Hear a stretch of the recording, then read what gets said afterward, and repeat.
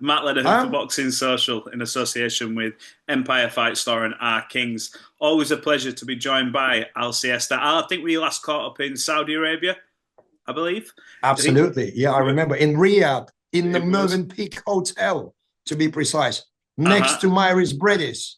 And you were scared. Scared of who? I'm only joking. I'm just trying to get playful, trying to turn up. Come on, let's go. um, look, we're joined today just to discuss about the IBA Pro specifically as well. I know we lightly touched on it in Riyadh. You mentioned there, but we're going to go a bit more in depth today and just sort of talk about how this sort of structure sits between amateur and pro, the big plans that we've got coming up. You made a huge splash already. We've seen some of the conventions and things that are happening out there, but yeah, just sort of talk about this as a new sort of thing going forward. Why is it such an innovative format, and why is it going to sort of help boost boxing and change boxing? Brother, you said you've seen some of the conventions and splash I've made. Haven't you seen some shows? Hmm. Yeah. Have you seen productions? Have you seen the fights? Listen, every show I've got home corner losing, like 3-2 fights. I tell you what it is. This is a brilliant bridge, not only between amateur and professional boxing. This is a great lifeline to most of the fighters in pro game as well. Provides massive opportunity for participation. When we spoke last time and I was in Riyadh, I was barking mad. I tell you why. I just got the site, just got the position, and I've started from 1st of February. Do you remember what date that was? When was that? What, when we were speaking in Riyadh? Yeah, when we were in Riyadh, when was that? That was for Bivol Better Behave 2, wasn't What it? date was It that? was What that. date was that? Jesus Christ. Was that February time? I think. I'll have a look. One second. Listen, I've got the dates in front of me, have a but look. Have a look. Have a look. yeah, When? Feb 22nd, we're at. You see, I was at my very, very embryo stage, Hmm. completely with IBA Pro. I was fully motivated and I was buzzing, but I didn't really know what's happening. Now I've test drove the shows, I've drove the concept. Now I'm so much confident to vouch for it. Hmm. It's incredible, honestly. I spoke to the previous guys who I just spoke to. I'll give you a good outline. In my opinion, is one of the greatest platforms to give fighters opportunity and the people in the business, media, managers, promoters, and people surrounding the trainers, the industry to understand where the fighter is. Hmm. For example, you'll make investment and then you see the failure three years later, and it's really painful financially, emotionally, so on and so forth. IBA Pro, the beauty, I tell you, one of the key elements of this, it's registered on BoxRec. So there's a database attached to it, and there's nothing more credible in terms of boxing statistics than the BoxRec. You know that. Yeah, yeah. So you can participate in IBA Pro tournaments at your early stage of development to see how good you are. And the people around you can see how good you are as well. And are you worthy of investment or what you need to work on, and so on and so forth. Also, the immediateness of this procedure gives you excitement because beating journeyman and pad your records for many years is not exciting. It's exciting for the promoting, for the ticket selling community, so on and so forth. Sometimes fighters lose interest. How many fighters you get 11 and 0 and 12 and 0 and so on and so forth, going nowhere? They can't get fights. They're fighting in the local clubs, isn't it? They're Hmm. fighting on local shows and small hall shows. Here, if you have an ambition, you can test yourself very early. All you need to do, give me a call, say, Al, I think I can beat Sufyan Umiha. I think he's shot from the Olympic boxing, and I can provide you an opportunity. How do you make that as appealing for a fighter who needs to develop? And we see fighters, you mentioned their padded records, and they know what they're doing. And promoters know what they're doing before they get them to the deep end and say, right, now we've got to see if you can jump. How do you convince a fighter that it's more beneficial to go with yourselves and look, take that risk now? And do they have like I don't want to say a promise and guarantee, because you don't normally get one in boxing, that if they try and fail, that it won't throw them down the back of the queue and they will still get another chance? But how many fighters are really getting an opportunity? How many unbeaten people are there? Thousands. How many of them actually land the title shot?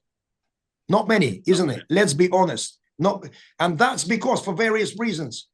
Absence of finance, absence of ticket selling ability. There are really, really good fighters who just don't sell tickets and they are not attractive for the promoters. You see, the problem with boxing is not how good you are or how good commercially you are. You understand? How good commercially you are. And that's the problem because look, like Shaquille Thompson, for example, really struggled with tickets and he's been with Frank Warren with various promoters. Took a long time for him to find GBM and eventually to excel and show that he's definitely at least a European level fighter, showcase his talent, and he's coming to his 30s. Shaquille Thompson was probably good when he was 22. And if he would have had something like IBA Pro, we would have identified it early that Shaquille Thompson is good. And listen, you never test the fighter. You never really know how good he is or she is before they faced adversity. IBA Pro is a brilliant platform to face adversity because we only profess 50-50s. We are not interested in podium records, takeover fights. We leave to Small Hall or other outfits to do that. We are interested in clashes, in tear-ups, in proper fights. We are interested in mystique, in catchiness at the same time as well. I've got to ask you, how does the IBA sit in terms of working with other promoters? Will it sit independently? Will it look to integrate? Will it look to work with the different promoters? How will it work in terms of relationships? I tell you, British Boxing Board of Control doesn't favor any promoters. They license people, isn't it? And they work with everyone as a governing body. IBA Pro as a boxing platform, we're completely open to anyone to come in. Matchroom, Queensbury, Top Rank, anywhere. Japan, Russia, Ukraine, Kazakhstan, Armenia. It's all about the fighters and the fights that could be done. And in that melting pot, very quickly, we'll understand who is worthy of investment, who's got charisma, who's great with media, who can really fight. Fantastic, man. Listen, it's right there. It's right there. You know what it's like? It's like playing poker with open cards. You see like whose hand, what they've got. Do you know what I mean? Yeah. What are we talking about in terms of the locations for these fights? What are you looking to put on? Where are you looking to do these fights? We know you guys like to do stuff big. So far, I've been accessing all the easy accessible territories where people don't need visas, i.e. Asian territories like Kazakhstan, Uzbekistan, Tajikistan, Armenia. I've been to Serbia. I've been to Russia. Yeah, so but now I'm getting offers. Luxembourg, Saint-Tropez, United Kingdom, America, Canada, Japan, South Korea, Norway. Brilliant. Listen, now I've got choice. And my next incentive is progress to Western Europe and maybe United States, Latin America. Listen, I'm still test driving my vehicle. Yeah, I like it. Suspension is brilliant. It's very fast. It's very smooth. Listen, but I haven't hit the bad road yet. You see? So I'm talking about coming to the United Kingdom, speaking to the British Boxing Board of Control and discussing if we can work together. I'd like them to be welcoming because Al Siesta is a British citizen, is a British Boxing Board of Control licensee. Once upon a time, I had 4 licenses with the board, with a different seconds license, matchmaker license, manager license, promoter license. I know the game inside out. I know the business. I know the drill. Let's work together, guys. Let's make difference. Let's create more boxing, more competitive boxing. Talk about the fights that you'd want to put on now then. Say you come to the UK, British Boxing Board of Control goes, I'll tell you what, yeah, go on, do the fights, make the fights, etc. We'll pick a venue in the UK. What are the type of fights with the type of fighters that you think you'll be able to put on? What do you want to see? I will call Sergey Kovalev. I'm going, Sergey, Vidal Riley wants to fight you. Come out of retirement. Let's do Vidal Riley against Sergey Kovalev. I call Zelfa Barrett. I'm going to say, Zelfa, Sufyan Umiha, the dual Olympic silver medalist and the world champion, wants to fight against you, Zelfa Barrett Umiha. And I will call Jazza Dickinson, going to say, Jazza, let's fight. I already done. By the way, that's true. I already offered Albert Batargaziev. Yeah. Jazzy Dickens. I called Leeds and I said, Lee, let's get Jazzy Dickens. He's number 6 at WBA. Albert is an interim world champion. Let's make that fight. Man, there are plenty of fights we can do, but really exciting. Any broadcaster will see it as a great card. Great card. It's already there. It's easy. It's no brainer. You know why? Our stable is very high quality. And you know the beauty is if Matt Lenihan is not a world champion yet, but he's a very good British fighter, I will bring you a guy who I got who is a world champion, and I'll give you an opportunity. Wow. So all fighters be on red alert. The opportunities are there. Completely. It doesn't matter. Listen, Alexander Usyk, Myris Bridges, and people like that. Eastern Europeans or whatever, Latin Americans or any other champions will go to your backyard. That's the beauty. Listen, no brainer. I remember speaking to you in Riyadh and you were excited about it then. You've just turned this up a whole notch. How much of a buzz has it been, this journey so far from February to now? And you said you're test driving it, you like what you see, but you're on cloud 9 at the minute. Listen, I'm not on cloud 9 yet because it comes with its adversity. It's very difficult. It's convincing people, explain them the concept. When people worked with amateur game for too long, I've tried. Listen, the first thing I've done, I converted the weight classes to professionals. Because when I walked in, IBA Pro, the champions nights at the time, they had amateur weight classes. I said, If you want to have proper pro boxing, let's go to conventional professional boxing weight classes. Meaning that we'll have to, or we need to collaborate with the local governing bodies, such as the EBU, with all the federation, British Boxing Board of Control. They said, that's why you're here as a CEO, because you're an expert. The world is your oyster. Go and do your business. That's it. So I'm working. I'm reaching out, speaking to people. Wrote a couple of letters to Turki Al-Sheikh, spoke to his advisors. We will collaborate. Dana White is aware about IBA Pro. The guys are aware, had some really complimentary, comes back. Some big offer from Miami, from very, very big boxing gym to stage. They said, let's go Russia against USA in Miami. And things like that. Imagine England against the rest of the world. 6v6. Incredible. I think variety in boxing is always good. And if you're bringing this to the table now, especially when you've seen, obviously, Ring Magazine have come in, you've got Riyadh Season Top Rank, all the different PBC, everyone. You believe you can bring everyone together and still play a vital role in between everything that's going on at the minute? Siesta can bring everyone together. I tell you why. I've got a great relationship with everyone. PBC, you name it, anybody. They know me. I love boxing. Listen, I love boxing. I'm all about boxing. It's easy. I'm a bridger. Yeah.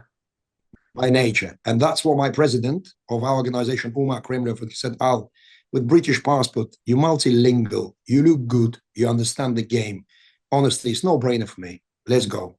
In terms of broadcasting, have you had them discussions now? Where are you at with that, and what platform will that sit on? I've got sneaky suspicion they will be knocking to our door very soon in multiples. Trust me. I know already. I know.